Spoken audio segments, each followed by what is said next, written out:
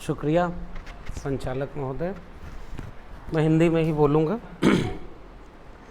और जिन आयोजकों ने आज ये बातचीत रखी है उन सभी को भी शुक्रिया कि उन्होंने एक बहुत ज़रूरी मसले पर हम लोगों को यहाँ बुलाया है और बातचीत की है।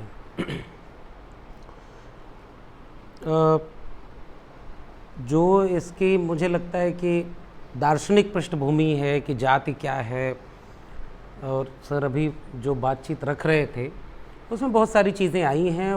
मैं उससे आगे की कुछ बातचीत रखता हूँ। जाति मतलब इस पे तो बहस हो सकती है कि अंग्रेज़ों के आने के पहले क्या था, इसका पूरा स्ट्रक्चर क्या था, समाज कैसे बंटा हुआ था,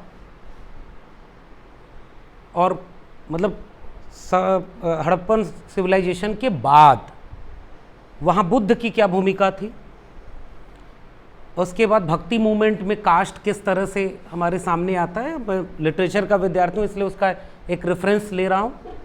कबीर के यहाँ कैसे आता है, रैदास के यहाँ आता है, और फिर एक लंबी परंपरा दक्षिण भारत में बसवन्ना, नारायण गुरु तमाम लोगों की रही है। और वो अंग्रेज़ों के आने के पहले तक एक लंबी बहस जाति और वर्ण पर, दोनों पर हो चुकी है।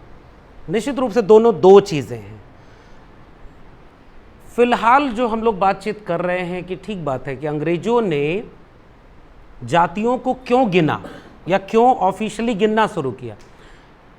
जनगणना अपने आप में एक आधुनिक प्रक्रिया है। इसके पहले ऐसे गिनती बहुत नहीं होती थी। 1872 में शुरू किया, प्रोसेस किया, 81 से शुरू कर दिया गिनना, और लगभग 1931 तक वो प्रॉपर होता रहा। 1941 में जनगणना तो हुई, ये गिनतियाँ भी कुछ कुछ हुई, लेकिन वो द्वितीय विश्व युद्ध का दौर था, उसके आंकड़े नहीं है हमारे पास। तो हम लोग ये कहते हैं कि 1931 आखिरी दौर था जब ये गिनती होती थी। तो अब वो गिनती किसकी होती थी, मतलब दो चीज़ें मैं एक जोड़ रहा हूँ। जो 2011 की जनगणना जो जिसका जिक्र अभी पूर्व के वक्ता कर रहे थे कि सामाजिक आर्थिक सर्वे करके गिना गया, और उसके आंकड़े जब रिलीज़ नहीं किए गए तो उसके पीछे जो वजह बताई गई उनमें एक बड़ी वजह यही थी कि लाखों जातियां हैं, हम कैसे बताएं कि वो जातियां कौन सी हैं। मतलब एक घालमेल किया गया, वही जो हिस्टोरिकल चला आ रहा था, वर्णा सिस्टम और कास्ट सिस्टम दोनों का, कौन सी जाति क्या है। और महात्मा फुले ने तो बाकायदे उसको लिखा है, वहाँ एक डिबेट भी है कि क्षत्रिय कौन है, इसको लेकर के एक डिबेट है। लेकिन शूद्र, अतिशूद्र या तमाम वो जातियाँ जो पेशे से जुड़ी हुई थी, उससे आप एक आइडेंटिफिकेशन करते हैं कि हाँ ये वो जातियाँ हैं। तो उस पूरी बहस को यहाँ ला के जोड़ा कि लाखों जातियाँ हैं, जबकि वो एक झूठ है। ऐसा कुछ नहीं है। वो आप एक जाति के भीतर तो कई उपजातियाँ होती हैं, आप सबको अलग अलग जाति मान लेंगे तो इसका मतलब कि आप दरअसल इसको बरगलाना चाहते हैं। उसका एक पूरा प्रोसेस है। एक बात तो ये एक झूठ बोला गया जो उस समय से चला आ रहा था, जब कास्ट सेंसस हो रहा था, वहाँ ये डिबेट नहीं थी। अब सेंसस का इस्तेमाल एक देश में क्या होता है, यहाँ से हम लोग बातचीत करें और उसको कास्ट सेंसस से जोड़ दें। मुझे लगता है सबसे अच्छा तरीका इस चीज़ को समझने का यही है। आप एक राष्ट्र, जो कि मॉडर्न नेशन का जो कॉन्सेप्ट है जिसका जिक्र सर कर रहे थे, वहीं से बस एक इसको जोड़ रहा हूँ कि 1947 में जब आप चाह रहे थे कि अब एक नया भारत बनाएंगे, और उसके सामने कितने तरह के विचार थे कि वो नया भारत कैसे बनेगा, उसमें एक विचार ये ऊपर करके सामने आता है कि हम जाति विहीन समाज बनाएंगे, एक ऐसा देश बनाएंगे जिसमें जातियां नहीं होंगी। और इसके तर्क के आधार पर पटेल ने बाकायदे से रिजेक्ट किया कि हम अब जनगणना में जातियों की गिनती नहीं करेंगे। तो बाकी की गिनती क्यों होती थी? क्योंकि आप जो नया भारत बनाने जा रहे थे, उस भारत को समझने के लिए आपको सेंसस की जरूरत थी। इसलिए बाकायदे आपने 1948 में एक अधिनियम बनाया, एक पूरा उसका एक खाका बनाया कि एक सेंसस कमिश्नर होगा, केंद्र सरकार के अंदर में कैसे कैसे काम करेगा, कौन लोग होंगे ऊपर से लेकर के नीचे गांव में घर के दरवाजे पर जो डेटा कलेक्ट करेगा वो कौन होगा, इसका पूरा प्रॉपर प्रोविज़न दिया ताकि नए बनने वाले देश को ये पता चले कि आपके देश में बुनियादी हकीकत क्या है जिसे आपको नया भारत बनाना है। तो इसलिए आप सेंसस तो कर रहे थे, लेकिन कास्ट सेंसस को इस तर्क की वजह से आपने वहीं से छोड़ दिया कि आप जातियां नहीं गिनेंगे तो जो जाति विहीन भारत हम बनाना चाह रहे हैं वो हम बना लेंगे। मूल तर्क यही था। गृह मंत्री हुआ करते थे उस समय, और ये पूरी डिबेट हुई और उसके बाद कास्ट सेंसस नहीं हुआ। अब दूसरी बात इसमें जोड़ी जाए कि सेंसस का इस्तेमाल कैसे करते हैं आप जनगणना करके आप केवल जन की गणना नहीं कर रहे होते हैं, केवल आदमी नहीं गिनते हैं आप, आदमी या औरत दोनों मिला लीजिए या ट्रांसजेंडर जो भी है, थर्ड जेंडर है, लोगों की गिनती नहीं है ये। जनगणना का मतलब होता है उन जितने कॉलम हैं, और सर ने ये बात बोली है कि उसमें तो वो भी कॉलम होता है जिसका इस्तेमाल कोई और कर रहा है और कर रहा था, आज भी कर रहा है बूथ लेवल पर। वो इशारा बड़ा दिलचस्प रहा आपका।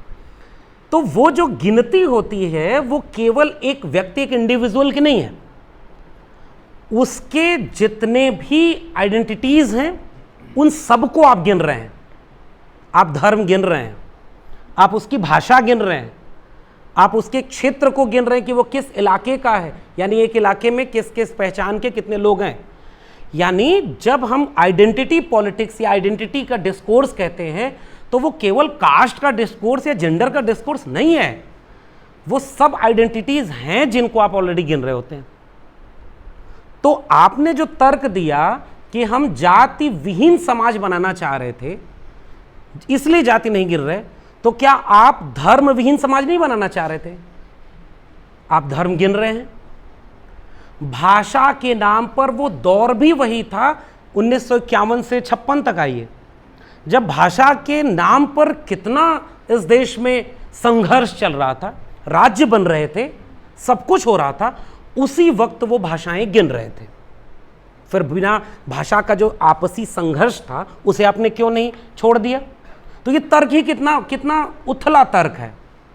किसी को नहीं गिनेंगे तो क्या उसके नाम पर होने वाला भेदभाव खत्म हो जाएगा?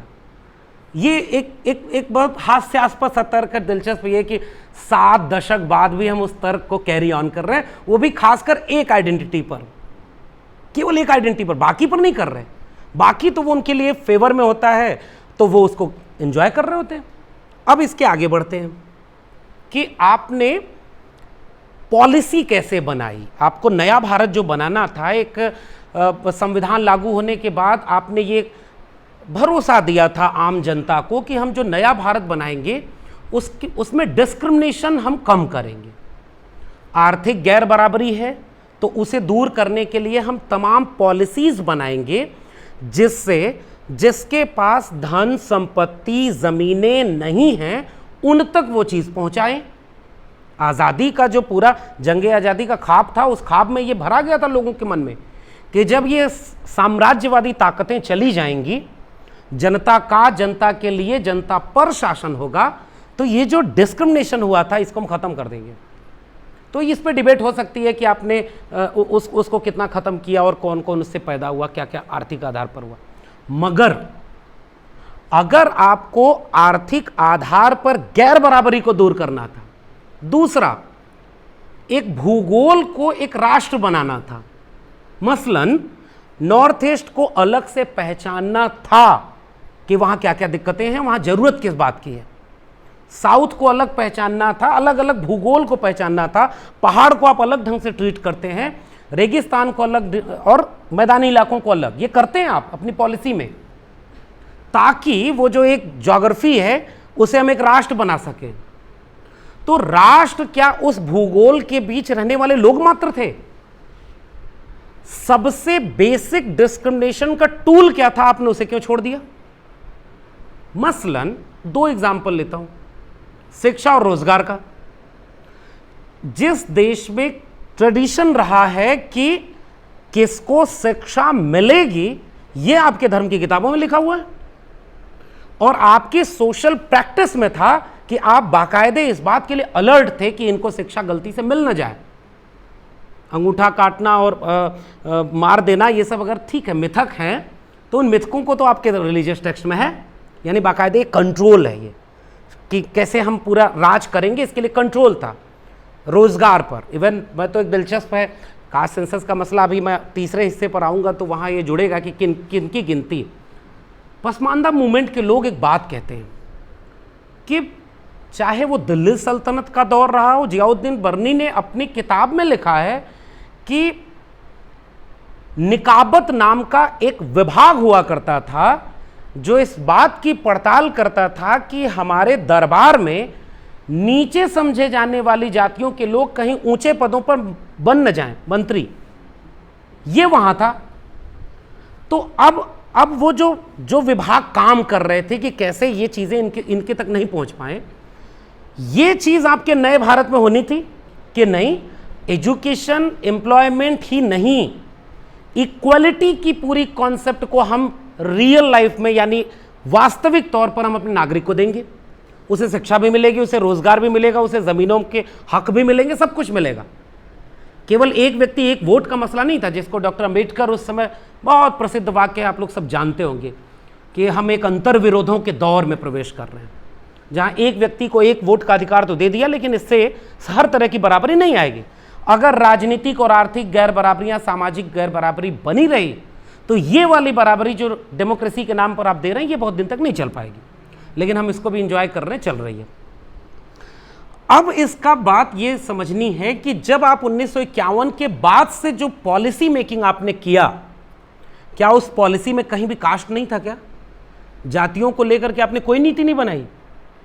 हकीकत यह है कि आपकी तमाम नीतियां जाति के आधार पर बनी हैं और उनमें से जो एक वेग सा डेटा था उसका आप अच्छे से इस्तेमाल कर रहे थे। ठीक है, एजुकेशनल इंस्टीट्यूशन कैसे आप बिल्डअप किए, अब तो जो बन गया उसको भी कैसे गिराया जा रहा है। हम लोग विश्वविद्यालय में बैठे हैं, इस पर तो सब झेले हुए लोग हैं, लड़ रहे हैं उसके लिए कि भाई जो आइडिया ऑफ नेशन है जो आजकल खतरे में है, जिसको बचाने के लिए बहुत दावे हो रहे हैं, कई लोग वाकई लड़ रहे हैं, गोलियां खा रहे हैं और कई लोग उसको लड़ता हुआ दिखना चाह रहे हैं।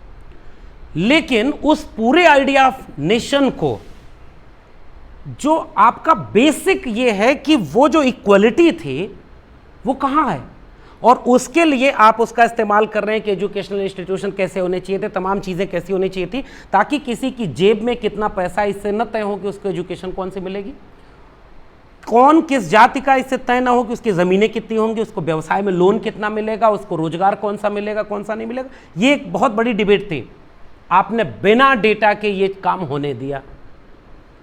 ये सबसे बड़ा एक उस आइडिया ऑफ नेशन या आइडिया ऑफ इंडिया जिसे कह लीजिए, उसको लेकर के ये देखिए पीछे का खेल ये था, जिसको उजागर करता है मंडल कमीशन।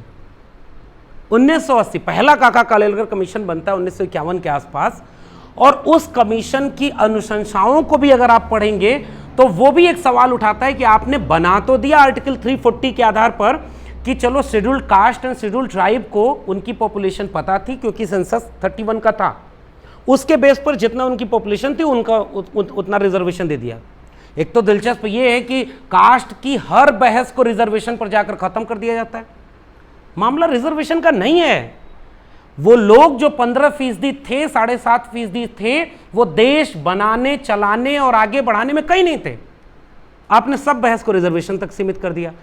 फिर भी चलो एक चीज मिली, रिजर्वेशन से बहुत कुछ मिला है, लेकिन जब ओबीसी के लिए एक कमीशन बनाना था तो काका कालेलकर कमीशन अपनी तमाम सीमाओं के बावजूद एक रिकमेंडेशन करता है जिसके लिए नेहरू से लोग मिलते हैं। उसमें एक शख्स का नाम था शिवदयाल सिंह चौरसिया, वो कानपुर के रहने वाले थे।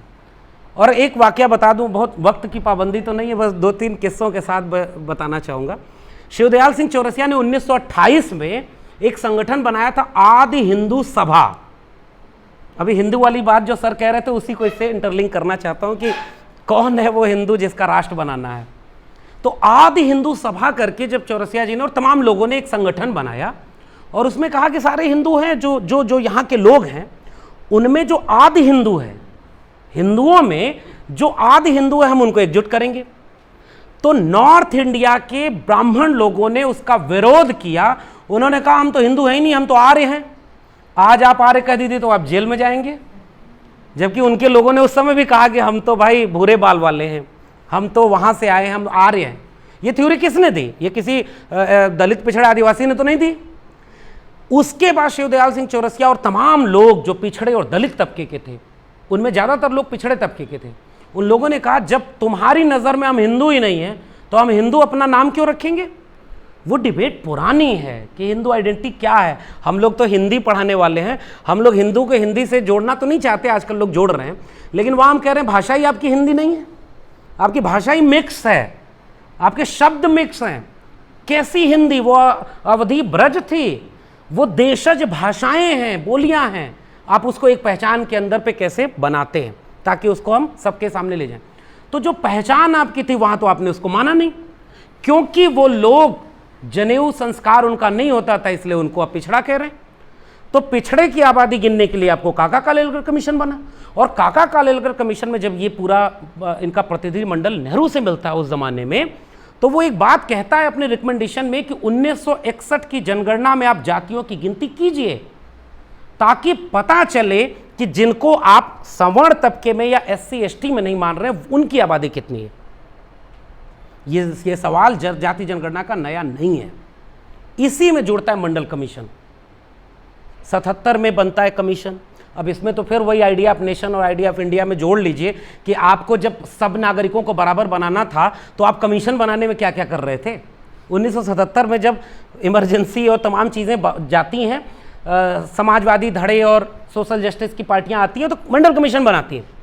1980 की उसकी रिकमेंडेशन में वो साफ तौर पर दूसरे और तीसरे पन्ने पर कह रहे हैं कि कमीशन आप क्यों बना रहे हैं, क्योंकि आपको पॉलिसी बनानी है, इसीलिए तो आपको नंबर चाहिए, इसलिए आपने कमीशन बनाया है। तो कमीशन के पास सोर्स क्या है उस डेटा को कलेक्शन का? वो सोर्स है 1931 की कास्ट सेंसस। इसलिए मंडल कमीशन ने अपने लेवल पर कुछ एक सर्वे किए और 31 के सेंसस, कास्ट सेंसस का डेटा लिया। इन दोनों को मिला करके उसने बताया कि इस देश में 52% आबादी पिछड़े वर्ग की है। और वो कमीशन अपने दूसरे और तीसरे पन्ने पर बाकायदे ये कह रहा है कि ऐसी कोई भी पॉलिसी जो ऐसे पुराने आंकड़ों पर बनेगी वो न्यायप्रिय नहीं होगी। और सीधे तौर पे वो कहता है कि आपको कास्ट सेंसस करानी चाहिए। फिर आपने वो बात भी नहीं मानी। अब आइए वो 90 के समय में एक चीज और वो उसमें जोड़ दे सर कि जैसे 90 के समय में जब मंडल कमीशन लागू हुआ तो कई गैर हिंदू धर्म के लोगों को भी रिजर्वेशन दिया गया, उसके पहले नहीं था उनके पास। अब वो जो बाकी धर्म, आज ही मैं अपने कॉलेज में बैठा था और बड़ा दिलचस्प वाकया था, बात यही होने लगी। मैंने कहा जाना है जात जनगणना पर JNU में बात करने, तो वो तो पहले चुटकी उन्होंने लिया कि JNU में भी बात होती है क्या? तो मैंने कहा हाँ कुछ होती है, लोग बुलाए हैं, चलते हैं वहाँ। तो फिर बात होने लगी और उसमें से अधिकांश लोग मुस्लिम तबके के थे और बाकायदे वहाँ पर बात, मैंने थोड़ा सा बात की, बाकी बात तो वो लोगों के आपस में होने लगी कि हमारे यहाँ जाति नहीं है, जाति का कॉन्सेप्ट हमारे पूरे कल्चर के खिलाफ है। उनका पड़ोसी बोलने लगा कि क्या बात कर रहे हैं सर, वजू के लोटे तक हमारे यहाँ अलग अलग होते थे, हमारे मस्जिदें अलग अलग बनी। बाबा साहब जब धर्म परिवर्तन की बात सोच रहे थे तो सिखिज्म के बारे में भी सोचते हैं, बहुत आकर्षित हुए। सिख लोगों ने उन्हें आमंत्रित किया था, बग्घी पे बिठाया था पंजाब में, और वहां भी जाकर जब पता चलता है कि यहां भी तो मामला वही है, वो जो धर्म के अंदर जाति का मामला है वो सिखों में भी है। और वो उभर के तब इस देश के बहुत सारे बुद्धिजीवियों को पता चला जब पहली बार पंजाब में एक दलित मुख्यमंत्री बनाया गया तो क्या सिखों में भी दलित होते हैं? ट्विटर पर ट्रेंड करता है कि सिखों में कोई जाति नहीं होती, जाति तो ये है इस देश में। तो हर धर्म के लोगों में था, उसको मंडल कमीशन के समय रिजर्वेशन मिला। और वो मंडल कमीशन की रिपोर्ट ये कह रही है कि हमको जितने सर्वे करने पड़े थे ना, उसके जो हमने क्वेश्चनायर बनाए थे उसके हमने अलग अलग, सबके लिए अलग अलग क्वेश्चनायर बनाया था। मैं तो कहता हूं कि इस देश में बहुत साइंटिफिक अप्रोच से डेटा कलेक्शन का जो काम हुआ है वो मंडल कमीशन के समय हुआ। थ्योरी भी है, लॉजिक भी है और उसका एक सोल्यूशन भी है, और वो सोल्यूशन केवल रिजर्वेशन तक सीमित कर दिया गया। हम मंडल कमीशन को केवल OBC को 27% रिजर्वेशन के नाम से जानते हैं, और जबकि उसके आगे जो होना था वो असली मंडल कमीशन था। लैंड रिफॉर्म, एजुकेशन रिफॉर्म, तमाम एम्प्लॉयमेंट और जो व्यवसाय की चीजें हैं, बड़े उद्योगों के सामने छोटे उद्योग, हस्तशिल्प कुटीर उद्योग जो पेशे पिछड़े वर्ग के लोग करते थे, आपके 90 के बाद की पॉलिसी में तो जो नव उदारवादी नीतियां हैं उसमें तो हाथ के धंधे खत्म हो गए। तो जो हाथ के धंधे खत्म हो गए थे उनको आपने क्या दिया? उनको 2020 में देश में पहली बार एक नई शिक्षा नीति दी गई जिसमें कहा गया स्किल डेवलपमेंट के नाम पर हम टोटी बनाना, पंचर जोड़ना, बढ़ई का काम सिखाएंगे। अरे वो पीढ़ियों से करते चले आ रहे हैं, उन्हें डॉक्टर, इंजीनियर और IAS PCS बनना है। न्यू एजुकेशन पॉलिसी में ये किया जा रहा है। क्यों ये सब चीज़ें सफल हैं? क्योंकि वो जो डेटा कलेक्शन था ना वो भारी पड़ा था 52%। अगर वो डेटा न होता तो ये जो जातियां थीं जो बटी हुई थी, अभी भी पॉलिटिकल लेवल पर इस डिस्कोर्स में आप जाएंगे, पिछड़ा, अति पिछड़ा, बहुत कुछ है, क्योंकि उनका जो रिलेशन है गांव में भी वो पिछड़ी जातियों का सबका एक जैसा नहीं है। ये भी तो एक सच्चाई है, तमाम पिछड़ी जातियों का अलग है। लेकिन उन सबको एक कौन किया? कमीशन की रिपोर्ट ने और डेटा ने। अब हम जब बात कर रहे हैं 2000 सन 1996-98 में फिर एक बार कोशिश हुई। देवगौड़ा जी भारत के प्रधानमंत्री बने थे जिन्होंने कभी ये नहीं कहा कि मैं ओबीसी हूँ, उनको कहने की जरूरत नहीं थी। उन्होंने अपने कैबिनेट की बैठक में पास कर दिया था कि 2001 की जनगणना में हम कास्ट सेंसस भी कराएंगे। बिना ओबीसी क्लेम किए उन्होंने काम कर दिया था। अब तो ओबीसी क्लेम करने के बाद कैबिनेट में 27 ओबीसी, 12 दलित और उसी समय SC/ST एट्रोसिटी एक्ट आएगा सुप्रीम कोर्ट के आड़ में, उसी समय 13 पॉइंट रोस्टर आएगा, उसी समय एजुकेशन और एम्प्लॉयमेंट दोनों को पब्लिक सेक्टर से प्राइवेट किया जाएगा, सब कुछ किया जाएगा, लेकिन बताया जाएगा कि मैं ओबीसी हूं। बताया जाएगा कि जो राष्ट्रपति बनाया प्रेस कॉन्फ्रेंस करके उसकी जाति बताई जाएगी। किसने पूछा था जाति? तुम जातिवादी नहीं हो। ये जो जाति की राजनीति है उसने किया क्या? उसने ये किया कि जो असली मांग थी उसको पीछे कर दिया और कुछ रबर स्टॉम्प को पॉलिटिकली यूज करने के लिए वहां ऊपर बिठा दिया। अब उसके बाद ये जो 2001 के सेंसस के पहले होना था, एक सेकुलर वामपंथी नहीं, सेकुलर दक्षिणपंथी कहा जाए, जिनको लोग बहुत पसंद करते थे उनके भाषणों के चलते कि बड़े प्यारे इंसान थे वो, अब वाले प्रधानमंत्री से अच्छे वो वाले प्रधानमंत्री थे जिन्होंने कहा था जमीन समतल उमतल करनी होगी। पहली कैबिनेट में 3 फैसले, और जिनमें से पहला फैसला कि कास्ट सेंसस नहीं होगा 2001 की जनगणना में। क्यों नहीं होगा? कोई तर्क नहीं। अब ठीक 2011 में आते हैं, बस थोड़े में, ये हिस्ट्री चूंकि आप जानते हैं कि 2010 में पूरे देश में जो बहस हुई वो संसद के गलियारों तक पहुंची और वहां जाकर के एक यूनानिमस डिसीजन होता है। और सर तो एक तथ्य जोड़ ही दिए कि आप तो उसमें थे कमेटी में, तो वो बहस कैसे हुई कि भाई हमको सेंसस में कास्ट के डेटा भी चाहिए, मांग तो ये हो रही थी। तो अब उसके लिए जब सब कुछ पास हो गया तो पहली बार ऐसा हो रहा है कि संसद में जो निर्णय लिया गया है उसके उलट जाकर के अगली बार उनका ऑर्डिनेंस आ रहा है कि हम गिनती तो कराएंगे लेकिन उसको सेंसस एक्ट के तहत नहीं कराएंगे। इतना बड़ा खेल इस देश में हुआ। यानी अब फिर वही बात है कि कौन कहां खड़ा है, किसके झंडे का रंग क्या है, कौन सेकुलर है, कौन हार्ड है, सॉफ्ट है, ये सब तो बहस होती रहेगी। इस वाले इशू पर वो कहां खड़े थे। और उसके बाद 2016 में जब उसके आंकड़े आते हैं, सर ने तो उसको कह ही दिया कि जो लोग उस कमेटी में थे उनको ही नहीं पता लगने दिया कि जातियों की गिनती क्या है, तो बाहर देश को क्या ही पता चलेगा। यानी आप आर्थिक आंकड़े दिए, जाति के आंकड़े नहीं दिए। मैं बार बार इसी पर जोर इसलिए दे रहा हूं कि छिपाया क्या जा रहा है। बेसिक आर्गुमेंट हमारा ये है, आप कौन सी चीज है जिसको छिपाना चाह रहे हैं। अब वो आर्गुमेंट तो बहुत वेग और बहुत उथला हो गया ना कि जाति गिनने से जातिवाद बढ़ जाएगा। बिना जातियां गिने इस देश में जाति के नाम पर सबसे ज्यादा शोषण, अत्याचार, दमन, हिंसा सब कुछ इस देश में हो रही है। और मैं तो जिस राज्य से आता हूं, उत्तर प्रदेश, जहां राम राज्य बिल्कुल उफान पर है, वहां सबसे ज्यादा ये जाति के नाम पर दमन हो रहा है। पूरी राजनीति जाति केंद्रित है, सब कुछ जाति के नाम पर करेंगे आप, लेकिन डेटा नहीं कलेक्ट करेंगे। तब जो 2011 में नहीं हो पाया, अब उसकी बात कोशिश की जा रही है, जिसके लिए 2018 में इनके जो तब के गृह मंत्री थे, अब जो कुछ और मंत्री हैं, उन्होंने कहा था कि हमने तय कर लिया कि हम ओबीसी की गिनती करेंगे। यह भी एक जाल है। हम ओबीसी की गिनती क्यों करोगे भाई? SC/ST की गिनती होती है, हम ओबीसी को भी गिन लेंगे, हो गई कास्ट सेंसस। नहीं, मैं तो एक और बात कहता हूं। पहले तो यह बात है कि कास्ट सेंसस का मतलब यह कि सबकी जाति गिनना है। ओबीसी की जानकारी हमें चाहिए नहीं। मंडल कमीशन बता चुका है। या तो आप कह दो कि मंडल कमीशन का डेटा गलत है। जब मंडल कमीशन कह रहा है कि 52% वो लोग हैं, तो उसके बाद अलग से क्यों गिन रहे हो? गिनना है तो सबकी गिननी है।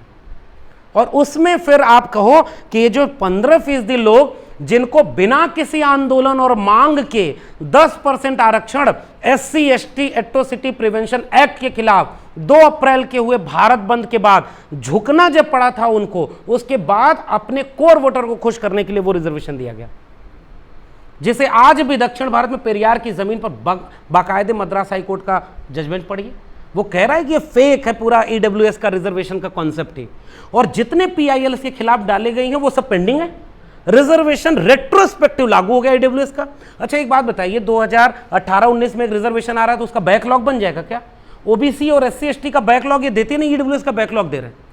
प्रोफेसरशिप पर रिजर्वेशन OBC को इसलिए नहीं दिया था क्योंकि असिस्टेंट प्रोफेसर के जो इनकम है वो 8 लाख से ऊपर हो जा रही है, वो क्रीमी लेयर में चले जा रहे हैं। EWS का रिजर्वेशन प्रोफेसर पर आपने कैसे दिया है? उसमें तो पर्सनल इनकम भी इंक्लूड है, लेकिन इस देश में वो भी हो रहा है। आज के डेट में अभी इलाहाबाद यूनिवर्सिटी का आया है रिक्रूटमेंट, तमाम यूनिवर्सिटी का है, वहां प्रोफेसरशिप में EWS रिजर्वेशन है। तो ये पूरी बहस को कैसे डाइल्यूट कर दिया गया। इसमें हम ये कह रहे हैं कि अगर 21 में जनगणना में जाति नहीं गिनेंगे तो वो जो पॉलिसी मेकिंग है ना, जो आइडिया ऑफ इंडिया को इन टोटलिटी में सबका भारत बनाना था ना, वो नहीं बनेगा, इम्पॉसिबल है। ये मसला आज टीवी डिबेट में बैठकर कुछ लोग कहते हैं कि जो लोग जाति जनगणना की मांग कर रहे हैं उसमें कुछ ताकतवर लोग हैं जो आरक्षण का लाभ ले रहे हैं, इनको पता नहीं है कि अगर जाति जनगणना हो गई तो हो सकता है उनका आरक्षण छिन जाएगा। तो एक बात बताइए कि जिसको आरक्षण का लाभ मिल रहा है वो कह रहा है कि जाति जनगणना कराओ भले आरक्षण छिन जाएगा, तो जिनको आरक्षण का लाभ नहीं मिल रहा है वो विरोध क्यों कर रहे हैं? इस देश में जाति जनगणना के खिलाफ जितने आर्टिकल लिखे गए हैं उन सब की जातियां एक ही क्यों हैं? ये तो हमारा सवाल है। भाई आप क्यों डर रहे हो जबकि आपका कुछ छिनेगा नहीं? यानी जो लिख रहे हैं आपने कि हमारा कुछ नहीं छिनेगा, आपकी राजनीति खत्म हो जाएगी, आपका आरक्षण छिन जाएगा, इसका मतलब कि छिनेगा आपका, जो सर ने अपने बातचीत में इशारा कर दिया था। 1% लोगों के पास 73% अगर इस देश का संसाधन कब्जा है तो हम ये जानना चाहते हैं वो 1% लोग किस जाति के हैं, किस धर्म के हैं, किस जगह रहने वाले हैं। उनको कहीं फिर से ये पूरा भारत बेच करके 256% मुनाफा कोविड के समय में अगर एक व्यापारी का बढ़ रहा है तो फिर ये कैसा आइडिया ऑफ इंडिया है? हमारा सवाल वहां जुड़ता है, कास्ट सेंसस का सवाल उससे जुड़ता है। आप पूरे देश को बेच करके, उसके रिसोर्स को बेच करके, उसकी लैंड की ऑनरशिप, इसका डिबेट है caste census. Caste census reservation का मसला नहीं है। इस देश में कितने लोगों के पास कितनी जमीन है इसका सवाल है, कितने लोगों को लोन मिलता है बैंक से इसका सवाल है। इसलिए हम कह रहे हैं कि 2021 की जनगणना में अगर जातियों की गिनती नहीं हुई तो हो सकता है आगे फिर जनगणना ही नहीं हो, फिर तो वो कह देंगे कि सबका DNA एक है तो गिनने की क्या जरूरत है। भाई वो तो इस पॉलिसी पर काम कर रहे हैं। इसलिए हम ये कह रहे हैं, और आखिरी बात, मैं ज्यादा समय ले रहा हूं, बस ये आखिरी बात, कि जो आइडेंटिटी आप बनाते हैं ना, आप पॉलिटिकल यूज के लिए एक रिलीजियस आइडेंटिटी बनाते हैं, बार बार उसको DNA तक ले जाके कहते हैं। हमें तो एक व्यक्ति सर दिल्ली विश्वविद्यालय के प्रोफेसर ऐसे मिले जिन्होंने कहा कि भारत ही नहीं, इस धरती पर जितने भी मनुष्य हैं उन सब का DNA अगर आप चेक करेंगे तो वो मिलेगा एक ही, वो सब वही DNA। जब वही DNA था तो संस्कृत देववाणी थी और दलितों, पिछड़ों, आदिवासियों को संस्कृत बोलने का हक नहीं था। कालिदास से लेकर के तमाम लोगों का लिटरेचर पढ़ लीजिए, हिस्टोरिकल फैक्ट है, उस पर नहीं जा रहा हूं मैं केवल ये बता रहा हूं कि आप आइडेंटिटी पॉलिटिक्स करते समय एक आइडेंटिटी को इतना ग्लोरीफाई करते हैं कि उसके भीतर के कंट्राडिक्शन को आप डाइल्यूट करना चाहते हैं, जबकि सेम टाइम पे आप उस भीतर के कंट्राडिक्शन को हवा देकर के आप एक को दूसरे से लड़वा रहे हैं। रिजर्वेशन का सारा हक OBC में फला जाति ने ले लिया, दलितों में सब फला ने ले लिया। तो डेटा बता दीजिए, हम भी तो यही कह रहे हैं, डेटा बता दीजिए। ये है कास्ट सेंसस का मसला। अगर एजुकेशन, एम्प्लॉयमेंट 2 ही जगह पर रिजर्वेशन है तो डेटा तो उसके बाहर भी आपको मिलेगा कि फेलोशिप किसने कितनी पाई। ये फेलोशिप तक जाएगा, रिसर्च वर्क तक जाएगा, उसके बाद बैंक के लोन तक जाएगा। जो आप, भाई मैं भी तो ये पूछूंगा ना कि जनधन योजना में किसको किसको आपने पैसा दिया। अब तो आपसे पूछा जा रहा है कि मुसलमानों के नाम पर जितना घर बनना था उसका 18% भी घर का पैसा खर्च नहीं होता है। तो हो सकता है फेलोशिप जो SC ST OBC को मिल रही हो उसकी फेलोशिप को आपने काट दिया और बंद कर दिया, आप उस सारी फेलोशिप को बंद करते जा रहे हैं। तो कास्ट सेंसस बेसिकली आपकी एक आइडेंटिटी को भीतर से जो आप एक रंग में रंगना चाह रहे हैं उसको उजागर करेगा। तो 2 वजह हैं जिसकी वजह से कास्ट सेंसस नहीं होने देना चाहते। पहली वजह यह है कि वो 3% लोगों ने 95% जगहों पर जो कब्जा कर लिया है ना, वो आंकड़ा इस देश के सामने आ जाएगा। कि वो लोग कौन लोग हैं जो आज भी यूपीएससी से लेकर के कैबिनेट सेक्रेटरी तक, सुप्रीम कोर्ट के जज से लेकर के विश्वविद्यालयों के प्रोफेसर तक 90 to 95% एक ही तबके के लोग क्यों हैं? इस देश में आज भी लैंड ओनरशिप बिजनेस का मॉडल, टॉप 100 व्यवसायी उठाकर देख लीजिए, या पब्लिक सेक्टर को तो यूं ही बर्बाद कर रहे हैं वो।